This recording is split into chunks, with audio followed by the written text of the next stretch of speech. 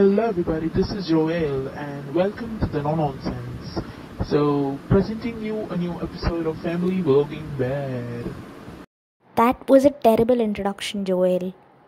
That is not the point of this video, trust me.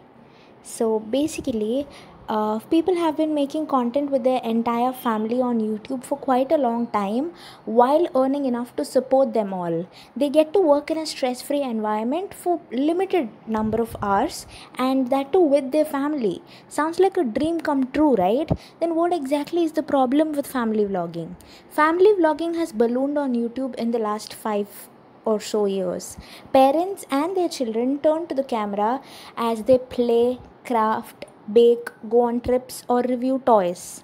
I would like to put it out that I am not here to spill the tea or whatever, because enough tea has already been spilled. The former YouTube channel Daddy of 5 is a prime example of this. The vlogging channel consisted of Mike and Heather Martin and their 5 children and were notorious for uploading prank videos. These pranks were often considered to be physically and emotionally abusive to the children in the guise of humor. This eventually resulted in a controversy, after which their channel was terminated and they lost custody of their 2 youngest children. Another good example of this is a miscarriage scandal involving a vlogging couple by the name of Sam and Nia. The news broke over 3 years ago, but the two are still known for the situation. They had a pregnancy reveal video that went viral and then announced a miscarriage in a few days later, another video, which is also viral.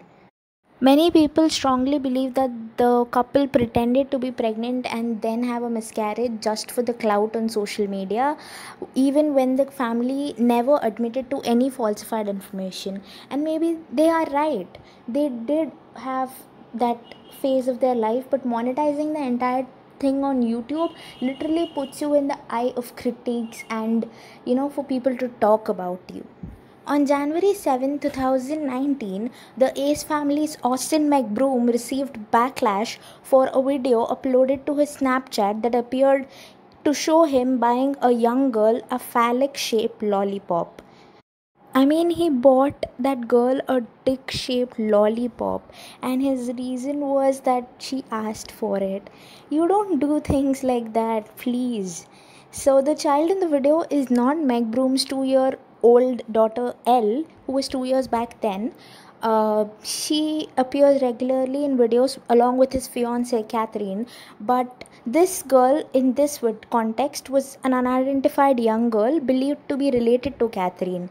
These might seem like old outdated examples, but really the shit doesn't end here. So I have linked a page in the description from studybreaks.com. They have just elaborated on the family vlogging problem, so I thought you would want to check it out. Now, getting to the recent stuff that happened. A family vlogging channel that is 8 passengers was involved in abuse drama. The 8 Passengers is a very famous YouTube channel with 2.5 million subscribers, and their channel is based on family friendly entertainment.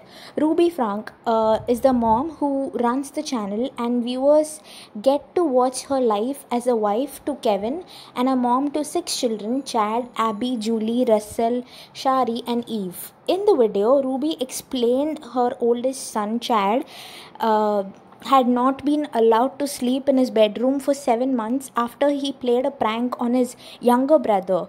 This is after he spent 10 years in a wilderness camp and came back to home just to get snatched away from his bed, which is really why would you do that? And moreover, what kind of apt punishment is this? So I'll link a few drama channel videos in the description. They'll be better at explaining the entire situation, and these are channels which I particularly enjoy, so I thought maybe you will want to check them out too. Also recently, Myka Stauffer, who gives parenting advice on YouTube to more than 700,000 subscribers, announced on May 6th in an emotional video with her husband that she had rehomed her son roughly 18 months after adopting him from China. See, no one sets out to adopt their child with the intention of not raising them for the rest of their lives. Adoption is not a trail run. Myka Stauffer was seen in the video blaming her former son Huxley's incapability or delayed development to be a reason of worry, and she had other four kids to take care of, and hence they could not really pull out time for him. So this is the gist of what she literally said in the video, and that her capabilities and their families uh, capabilities were not enough in raising a kid with special needs. So again, as I previously said, I'm going to be linking the drama channels which have already covered this topic more clearly than I ever can. And I would just want to say that whatever reason she had, there is absolutely no reason for her to do this. And Myka has also promoted herself as an advocate for international and special needs adoption, landing several major sponsorships and interviews with many major magazines. So all this literally shows that if you are adopting a child and you're not sure whether you're gonna keep him or not, at least don't exploit him for clout. Now the child has clearly developed a bonding with you, and growing again with another family is definitely going to be hard for the kid, and all this is just making me really sad. So again, we're not here for the drama, so let's move on. Now you need to realize that my problem is not with the concept of vlogging in general. If a person comes up on screen and he's like, hey, so I am so and so, I do so and so, and I think my life where I do this and that is going to interest you, and also I happen to have kids, that perspective is very different from someone coming up on my screen and being like, hey, I have kids, look at them, they're adorable, just look at them, look at them. That is very, very, very, very, very different. It is literal exploitation of the innocence and childhood that your kids possess. So basically, at the heart of every vlogging channel, you have children these days, where people constantly just show them doing everything, like even their day-to-day lives. They release several vlogs and that encompass their entire life. The children are the prime attraction, the very reason so many people tune into these channels. They captivate the audience with their charm and innocence without making it seem like the entire thing is staged, even if it is. No doubt, hordes of kids are going to come out of this industry with like confidence and just to perform, an ability to interact with a huge a number of people, with a host of video editing skills, a tidy college fund, a permanent and easily accessible childhood archive. But the potential for abuse is enormous, and at the moment, no institution is doing anything to discourage it. It's even worse that we have no idea what goes on behind the scenes. Who's to say that these kids even want to star in their parents' vlogging channels, or whether or not they're comfortable with having a camera shoved into their face literally all the time? Do the parents even realize the extent of abuse or bullying these kids might face in schools, because their face is online for so many people to see? Because there are videos of them getting punished and other things online which the other kids can watch. They might literally get bullied in school or even in the comment section of YouTube. Advertisers and YouTube itself share responsibility for guarding against bad behavior. So YouTube had decided to just remove the comment section for family vlogging channels uh, a few year, I think last year. So for some reason they even that didn't work. I don't know what happened, but the financial incentives and the potential cost of finding and resolving abusive situations make each of these groups hesitant to take action.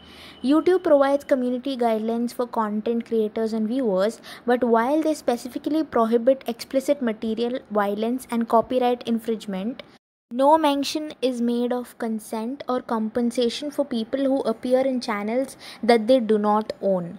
In the end, I would like to say that childhood is very special for everyone, and just publicizing a child for views is the most cruel thing, according to me, that a parent can do, along with a number of other things. Providing snippets of a child is different from broadcasting their entire life. This is the no nonsense signing off. Over to you, Joel. And please deal with it better this time, maybe. Joel? What? Oh, you done? Okay, so the conclusion is if your child is singing, or if he's doing flips, or if he's playing a guitar, I am interested. But if you're having the birds and the bees talk with your kids, I don't think that you should show me. Parents, please grow up. Thank you. Also, while filming for this video, I read the news that Shishant Singh Rajput is no more. It literally broke my heart. This is another big notice for us that depression and mental illness is very serious and people need to talk about it instead of taking steps towards whatever. It just breaks my heart so much. Like, why?